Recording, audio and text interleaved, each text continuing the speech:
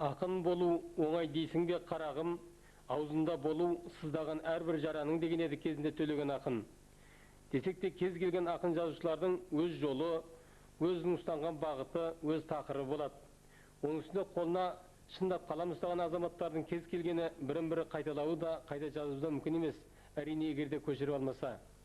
Тек біреулердің таланты не ерте, не кеш оянуы, енді біреулердің қызмет бабымен не болмаса жазып баспа беттеріне кештеу шығуы мүмкін. Міне осы соңғы буынға кентаулық ақын Рахым Балабиевті жатқызуға болады. Көп жылдар облысымыздағы автокөлік және жолаушылар тасымалдау мекемесінде қызмет етті. Қарапайым жүргізушіліктен автобаза директорлығына дейін көтерілді. Ақыры 40-қа қараған шағында ұстап жүрген қаламын ұштап, ақынды жолға бір жолата бет бұрды.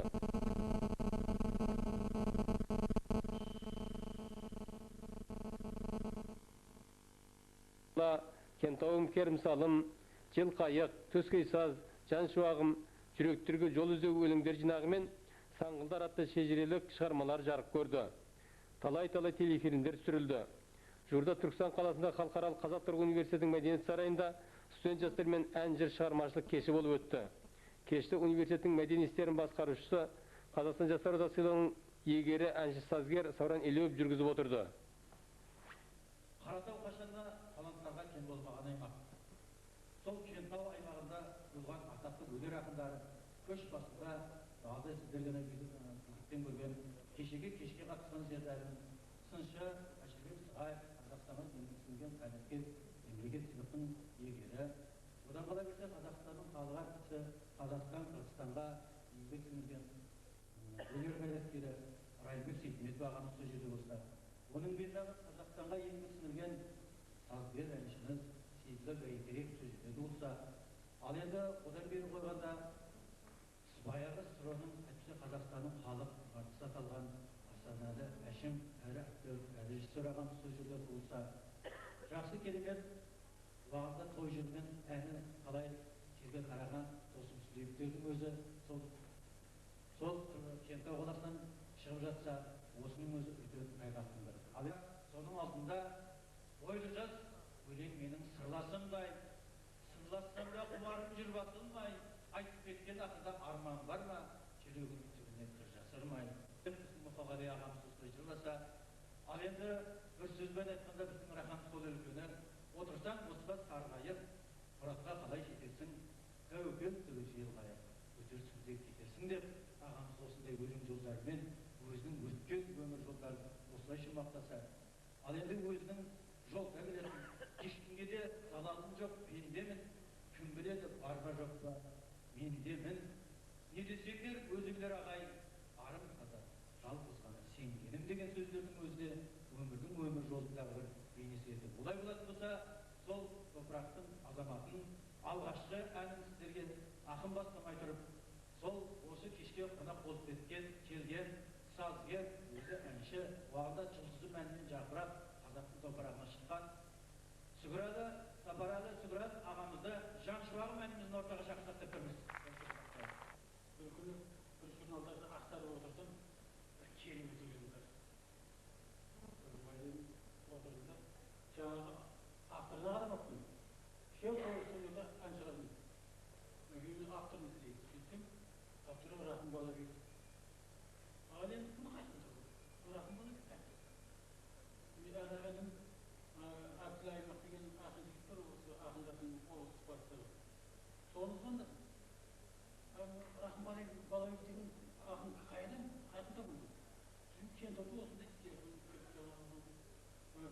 дереу звондадым. Сөйтсем Рахым осындай бір өлең жазған екен, соған мен ән шығардым. Соны келіп мүмкіндігіңіз болса, астыңызда көлігіңіз бар екен, естіттім. Жаңағы менің Кентау қаласында автобустан начальнигіден естіттім. Келуіңізге мүмкіндік болса, келіп әніңізді тыңдап кетсеңіз деді. Қазір жетемін деді, айландырған бір 2 сағаттың ішінде 1,5 сағаттың үйге ерді. Расында жолдас ақын жігіті бар. Сүйдім сені, сүйім еркелеме, сенсіз менің күнімде айдай өтерейін, егем ай өтерем бер сай.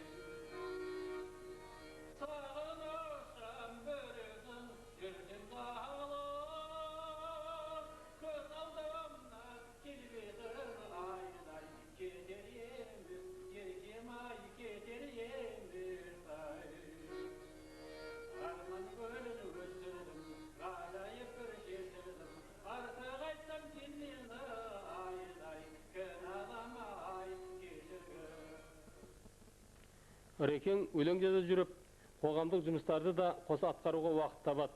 Мәселен, имандылыққа бет бұрып, бес бас намазын оқитындығын былай қойғанның өзінде, қала әкімшілігінің өтінішімен қалада болып жататын жаңалық атаулының бәріне үлесін қосып, арнау өлеңдерін оқиды.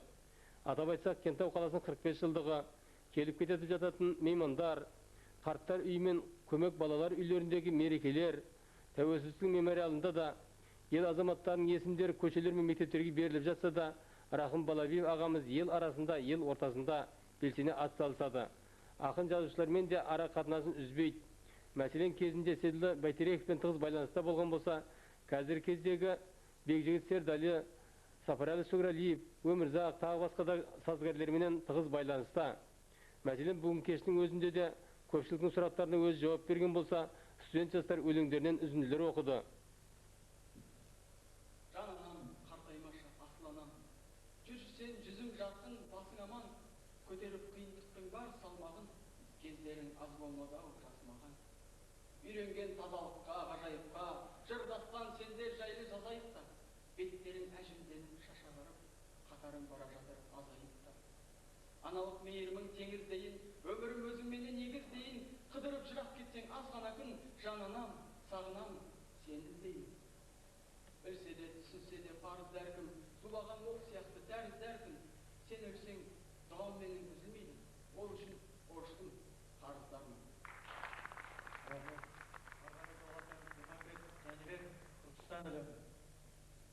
Яссауи бабамды арулаған Түркістан, исламның дінімен қарулаған Түркістан, мұсылмандар үйінің құраны болған Түркістан, мынау байтақ елімнің шірәні болған Түркістан, қасиетті халқымның ұраны болған Түркістан, әруақты бабаның шырағы жанған Түркістан, Мәдине мен Меккенің сыңары болған Түркістан, кең жазира даланың шынары болған Түркістан, алыс жүрген пенденің құмары болған Түркістан, есектегі сәбидің тұмары болған Түркістан, келі жердің әрдайым кіндігі болған Түркістан, қазақ түрік елінің бірлігі болған Түркістан, билік құрған кезінде хан ордасы Түркістан, мынау жібек жолының нақ ордасы Түркістан, арай таңың нұрланып атқан жері Түркістан, әулиелер жастанып жатқан жері Түркістан. Кеш шын мәнінде жоғары тәрбиесі мен мәні бар жыр кеші болды. Оған дәлел студенттер тарапынан қойылған көптер сұрақтар болса, екінші бір студенттің қойған жастар тақырыбына жазасыз ба деген өлеңіне арнап оқыған өлеңі. Жастар туралы менің өлеңім өте көп. Соның ішінде мына өзімнің балаларыма арнаған бір өлең осы сұраққа жауап береді деп ойлаймын. Қанатым жауап қатпа кейігенде, жазықсыз сөйлемеймін тегімен де, біреулер тауып жатса мінезінен, бас біреу табады оны пейілінен. Қанатым қарсыласпа анаңменен, бір жүріп жолдас болма жаманменен, санасызға санайсаң бармайды, адам болып шығасың санаңменен. Жүргенде апта айлап жырақта сен, аштаннан ұрлық қылма бірақ та сен, жасытып әбір биік шыңнан, әкеңнің абыройын құлатта сен. Жүргенде айлап жылдап жырақта сен, аштаннан ұрлық қылма бірақ та сен, кеш келіп қона жатып рұқсатсыз, анаңды уайымдатып жылатта сен. Ағаты үлкендерді сыйлап адам, көргенсіз ата-ананы сыйламаған, еткен орат деген сөз бар, несібесіз өз жанын қинамаған. Жүресің қызмет жасап әскер десен, жүресің Алматыда Мәскеу десен, қаласың аяғыңды шалыс басып, жиіркеніп жамандықтан сескенбесең, бар жақсыны пайымдап ескермесең, ескермесең қолыңды кестермесең, келешекте кем болып қор боласың, кісі болып толысып өскен десең, кешер дейсің бұлдағы қайғынаңды, көсек отырып жолыңнан тайдырады, балам жаман деп айтса баз біреулер, әке шешең оғанда қайғырады. Ата-анаң аз болса сүйінеді, қайғы мұңы басына үйіледі, жаманыңды басқадан жасырам деп, шешең байқысып отырып күйінеді.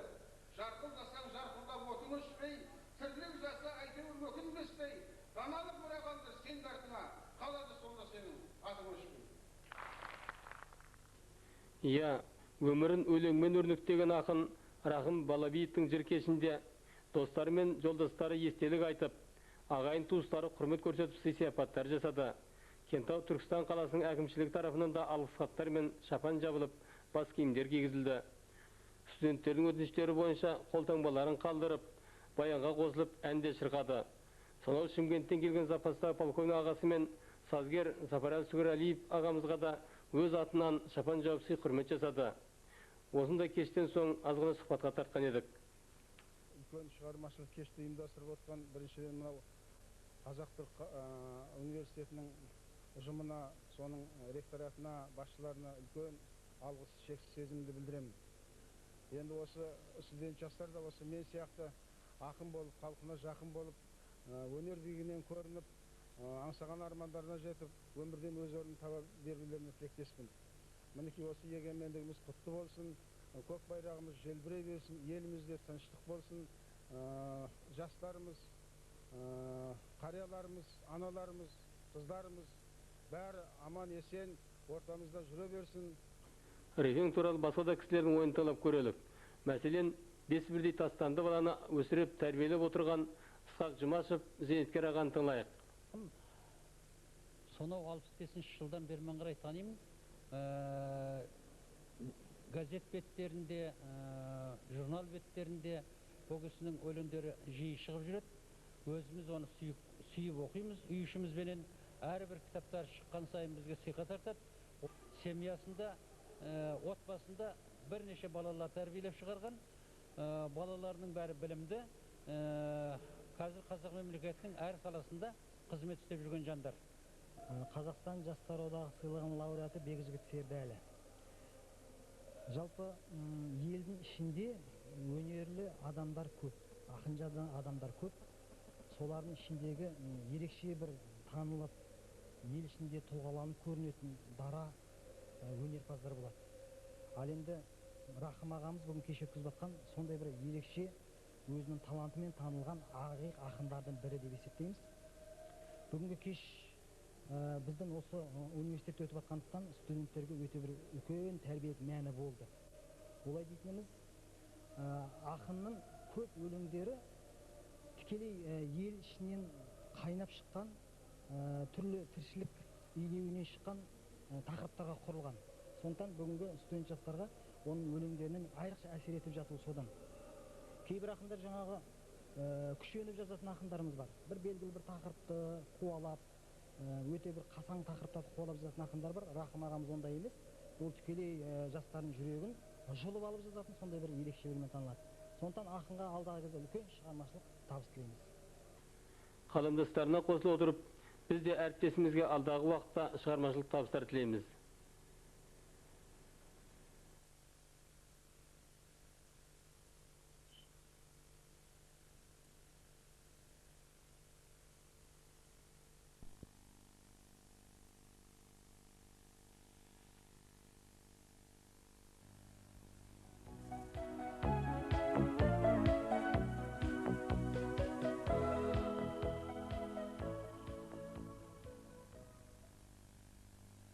Кентау қаласындағы номер 14-ші Әл-Фараби атындағы Қазақ орта мектеп ұжымында айрықша атап өтерлік оқиға болды.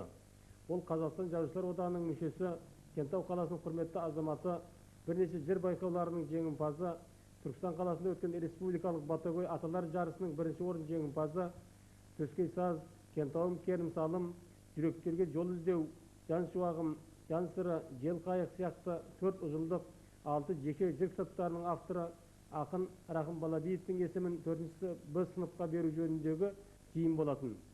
Жиынды мектеп директоры Асан Байсымақов мырза сөз сөйлеп ашып, өз бұйрығымен таныстырды. Халқының өнерін сүю, оны құрметтеу, жанына серік ету адам бойындағы ең үлкен қасиет. Ақынды біз неге жақсы көреміз?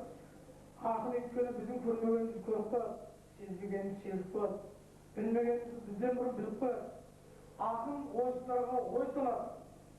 Адамда қуатты ой болмаса, онда ерекше бір істе болмайды.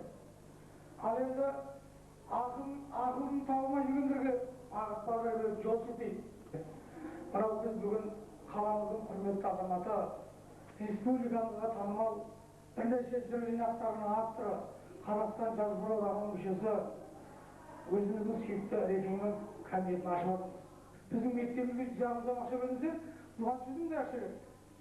Сондықтан осының нөмірі бір де бұйрық нөмірі 1 Әл-Фараби қазақ орта мектебі бойынша 31-08-2002 Әл-Фараби қазақ орта мектебіндегі 4-ші әртіс бөлмесі Қазақстан Республикасы Жазушылар мүшесі ақын Кентау қаласының құрметті азаматы Рахым Балабековтің есімі берілсін. Әл-Фараби қазақ орта мектебінің басшысы Абай Смақ. Жиынға Кентау қалалық мәслихат хатшысы Жұмабек Қойшиев, қалалық білім бөлімінің бастығы Серік Айтөреев, қала әкімшілігі ішкі саясат және жастар бөлімінің бас маманы Талғат Жанаділов, тағы басқа да кәсіпорын мекеме басшылары қатынасты. Ақын Рахым Балабиев жас бүлдіршіндерге арнаған өлеңін оқыды. Мектеп басшылары, мектеп ұжымының тәрбиешілері, айналайын бүлдіршіндер, менің балаларым, қыздарым, мінекей бүгін Әл-Фараби атындағы нөмір 30 мектепте үлкен жиын, үлкен той, ол той мінекей көріп отырсыңдар өздерің, мынау апайларымның бастамасыменен, Асан ағайларының ұсынысыменен осындай мектептерге менің атымнан тоғашқы класс ашылып отыр. Оған үлкен мен өзімнің ризашылық сезімімді білдіремін. Сосын мынау жаңа оқу жылы басталды. Айналайын көкектер, елбасыларың сау болсын, өмір жастарың ұзақ болсын, абыройлы болыңдар, әр уақытта ата-ананың қуанышы болыңдар. Сендерге жаңа Салиха апайларың үлкен көп ұлағатты әңгімелер айтты. Сол әңгіменің бәрін өздерің оқып, өздерің түсінсеңдер, келешекте жақсы үлкен азамат боласыңдар, салауатты, зиялы адамдар боласыңдар. Мектеп білім бұлағы, мектеп білім шырағы, балаларға есігін айқар ашып тұрады. Мектеп білім бұлағы, мектеп білім шырағы, гүл бағына кірсеңіз, жаннат болып тұрады. Мектеп деген анамыз, мектеп деген панамыз, білім алсақ зерделі, қалыптасар санамыз.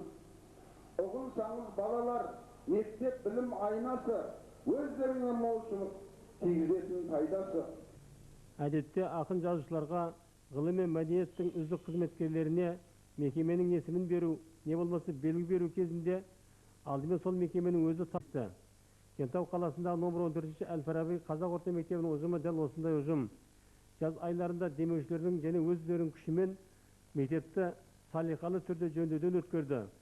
Көркемдеу мен сәндеудің озық үлгісін, әдістемелік тақырыптардың түр-түрін дайындап, оларды орын-орнына іліп, талғампаздық танытты. Мектеп жетекшілері, кластың жетекшісі өте көп еңбектенген, ұйықтамаған күндеріміз болды деді. Үміт айтам бұл кісілерге.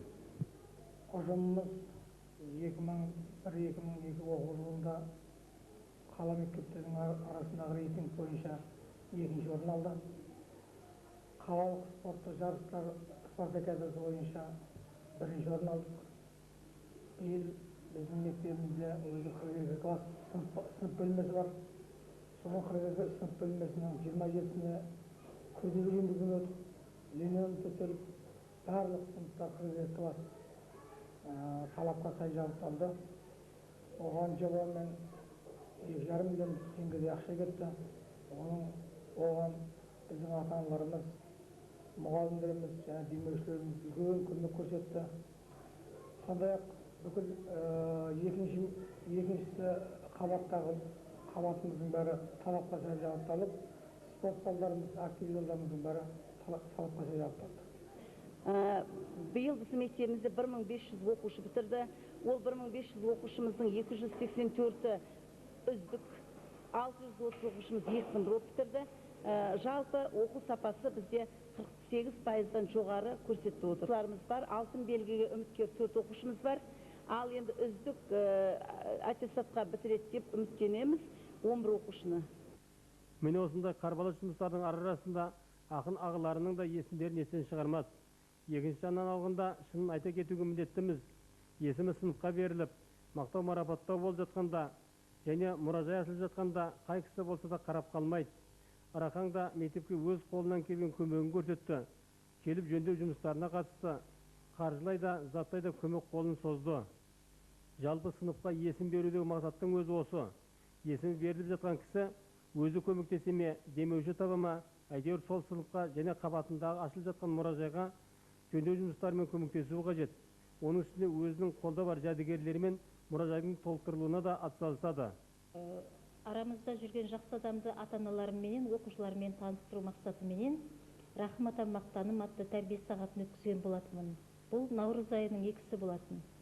Содан кейін, сол тәрбие сағатынан кейін Рахым атамыз осы кабинетке барлық уақытта көңіл аударып, барлық уақытта көмек беретінін мойындаған болатын. Енді биылғы оқу жылында, жаңа оқу жылына осы кабинетті осындай жақсы безендірілген күйінде біздің ағамыз жасап бізге барлық жаңағы өзінің келген көмегін аямай, барлық осындағы оқу құралдарын жаңалап, өзіне арналған бұрыш жасауымызға бізге үлкен үлес қосты. Бұл бұрышқа біз Рахым ақын ағамыздың өнегелі өмірінен көріністер көрсеттік. Ол кісінің жеке еңбектерін көрсете білдік. 6 өзінің жеке жыр кітаптарын көрсетіп қойдық. Және еңбектегі шығармашылық табыстарының нәтижесі ретінде оның алған атақтары мен құрмет белгілерін осы бұрышқа көрсетіп қойдық. Ондағы біздің мақсатымыз бүгінгі партада отырған келешек өмірді алып барушы, келешек өмірдің ірге тасы болатын Қаракөз қазақтың ұл-қыздары сол ағамыздың өнегелі өміріне қарап, жаңағы өздері ақындық өнерге, әншілік өнерге, еңбектегі өздерінің қалаған мамандығының озаты болуға талпынуға жол ашу біздің мұғалімдердің басты мақсатымыз. Рахым Балабиев бұл тек қана жергілікті ғана ақын емес, бұл республикаға белгілі үлкен азамат. Ақындықты қолдан жасау қиянат. Ақындық ол адамның бойына ана сүтінен тарайды. Ақын болу кез келген адам қолынан келе бермейді. Мектепке өзінің сыныбына бір компьютер, өзінің қалтасынан, және сонымен қатар 70.000 теңге, және сонымен қатар 100 кітабын сыйға тартып отыр. Бұл да болса ол кісінің мәрттігі деп есептеймін. Ол кісінің жомарттығы, мына бала тәрбиесінің ойлағандығы, бала тәрбиесіне үлкен мән бергендігі деп ойлаймын. Биылғы жылы осы мектепке келгенде жақсарыпты. Жаңа оқу жылына өте қуанышты келдік біз. Апайларға да рахмет, осы мектепті жақсартып отқанына. Осылайша 1936 жылы Созақ ауданындағы Төскесаз ауылында дүниеге келіп, 1952 жылы Кентаудағы Ыбырай Алтынсарин атындағы орта мектебін бітірген. 61-99 жылдар арасында Кентау қаласындағы жүк тасымалдау мекемесінде жұмыс жасап, оның 17 жылында директор қызметін атқарған. 1967 жылы еңбектегі ерлігі үшін медалімен, 1969 жылы еңбектегі үздік көрсеткіштері үшін медалімен марапатталған. 1995 жылдан жазушылар одағының мүшесі, Сызған орта мектебінде және Ыбырай Алтынсарин орта мектебінде өз атындағы сыныптары бар. 3 ұл 4 қыз өсіріп, бәрінде кәмелетке жеткізіп, 9 немере сүйіп отырған ақын Акбар Қажы Рахым Балабиевке Кентаудағы номер 14-ші қазақ орта мектебіндегі 4-ші Б сыныбына есімі берілді. Және арнайы мұражай бөлмесі ашылды. Ақыны еліне, халқына қызмет етсе, елі осылайша ақынын құрметтеуде. Номер 14-ші мектеп ұжымына хабар дайындауда көрсеткен көмектері үшін алғыс айта отырып, хабарымызды аяқтаймыз.